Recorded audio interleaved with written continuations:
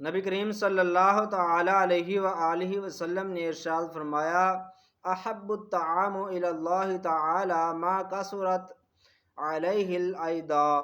نبی علیہ الصلوۃ والسلام نے ارشاد فرمایا، اللہ تبارک و تعالیٰ کے ہاں وہ کھانا سب سے زیادہ پسندیدہ ہے جس میں زیادہ ہاتھ ہوں۔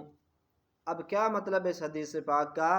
اس حدیث پاک کا مطلب ہے کہ کھانے کے اندر زیادہ ہوں تو یہ اللہ کو پسند ہے، یعنی ایک جگہ پر کھانا کھانا، ایک برتن میں بہت سارے ہاتھ ڈالنا، ایک جگہ پر بیٹھ کے سب مل کر کھانا، یہ اللہ تبارک و تعالیٰ کو پسند ہے۔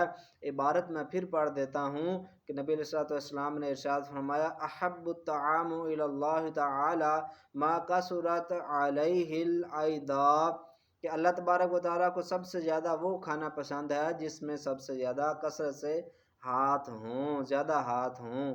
تو لہٰذا مل بانٹ کے کھائیں، ایک جگہ پر جمع ہو کر کھائیں تو اس میں زیادہ برکت ہے۔